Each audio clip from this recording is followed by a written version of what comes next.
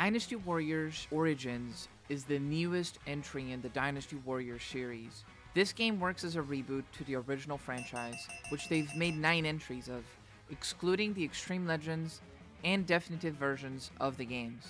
With this, you might be wondering if the 10th entry to the franchise is truly worth the price or not. Well, let's dive in and talk about the game. Origins went back to the same gameplay we all know and love, of having combos start with a light attack and ending on a strong attack, and built up its combat system on it. It's honestly much better than the previous entry's combat, where you had a completely new system, where you mostly had to press a button to execute an entire animation that otherwise could be a combo. They've shortened the narrative of the 3 kingdoms to around the Battle of Chibi, a pivotal point in history. However, some iconic battles that you may remember, such as the Battle of Hefei, Fan Castle, and Wuzhong Plains, are all missing now.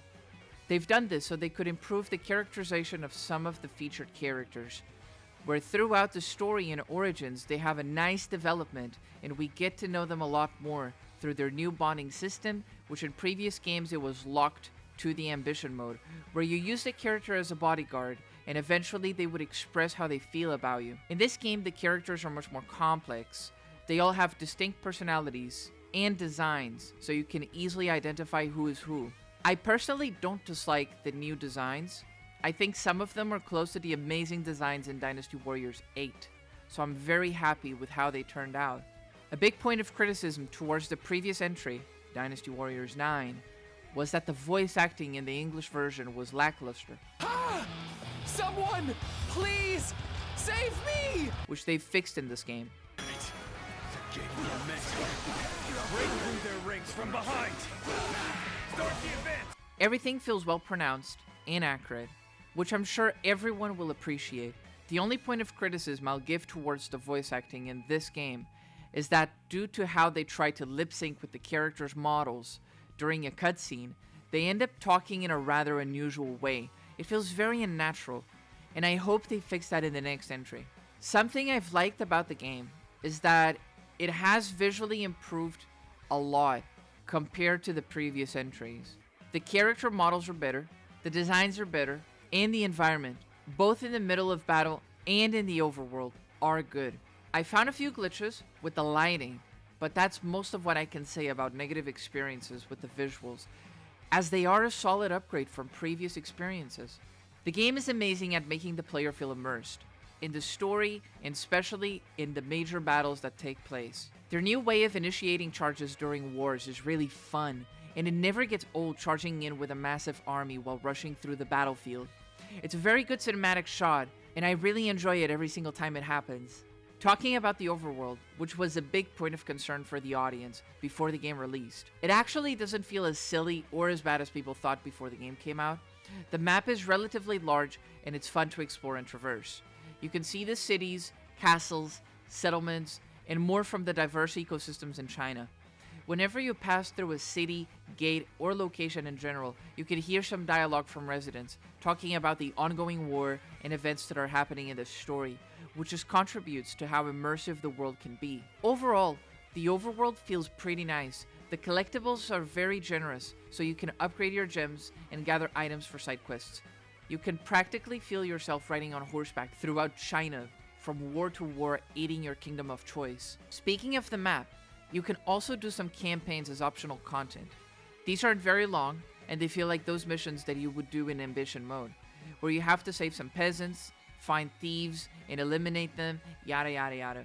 They are not very exciting, but they can be useful to complete some side quests that the characters give you. There's honestly not much to say about them, because they reuse parts of maps that you see in the main story, and they're also very short and easy.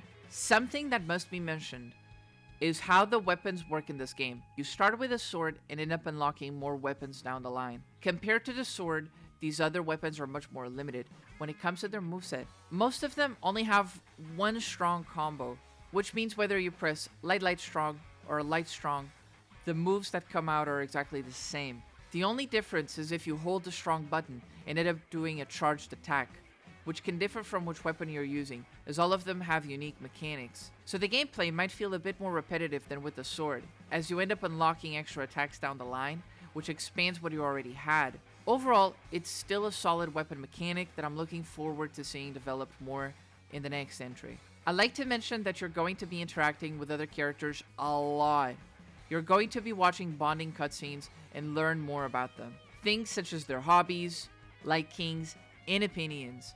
I think it's great that they're doing this, so you can relate more to the characters rather than them just being that really cool guy who's running around the battlefield that you take a liking to, and that you end up eventually playing and liking their new lines of dialogue. In this game, you have much more time to connect with the characters, and I think that's great. Speaking of characters, the main character is something that's completely new, and that a lot of people have mixed opinions on. As you can see from the trailers, the main character has amnesia, and he doesn't remember who he is and how he has learned the sword fighting skills that he showcases during the game's campaigns. I don't want to give you any major spoilers, but you also get to learn more about him, and you get to learn about his role in the story as well as his background.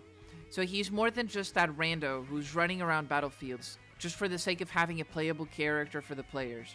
I think his character is fine, and I think the writers actually did a nice job at including him in the story. I enjoyed the interactions you can have with other characters and how they made him fit in the storyline, along with the letter system where you can receive letters from other characters who invite you to go out with or who give you gifts. That's right, receiving letters is also a new system in this game, and it's cute how you get some appreciation letters from random warriors who you save on the battlefield. I think it's a good addition to the game. I really liked it. Now, I've mostly been talking about the pros of the game, and you'll probably think, wow, this VTuber is completely biased and won't say any downsides about the game. There's no way this review can be accurate. Well, let me tell you that while I did enjoy the main story of the game, I felt like the writing really glazes over Shu above the other two kingdoms. Wu feels extremely forced upon you, and I wish they had done something else with it. The characters invite you over to their side in order to help the Sun clan thrive. Pretty much what happens in the other games. But this time, you're a unique character who doesn't really have much to do with it, and it just feels extremely forced. The way they act all friendly towards you without even knowing you. In the case of Shu, the game introduces you to them pretty early on, and they have their own doubts about you, which then get erased after you prove yourself to them.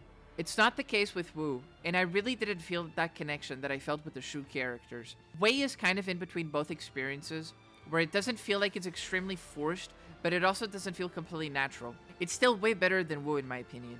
Speaking about the story of the game, it's really hard to spoil it to you unless you've never played a Dynasty Warriors game before. Considering that all of the games are related to the Three Kingdoms era in China, it's no different than the other games, except that it's more immersive and it has better writing, more focused on the characters themselves, and as such, it's pretty predictable at times. From a new player perspective, a lot of the events might seem really interesting and surprising, but to someone who's already experienced with the franchise and the story itself, you will get some cool moments, you'll get to experience minor battles that weren't in previous games, and you'll get to see how they handled some levels like the Yellow Turbans or Hulao Gate, which used to be a single level in other games, and in this game they're actually cut into different parts.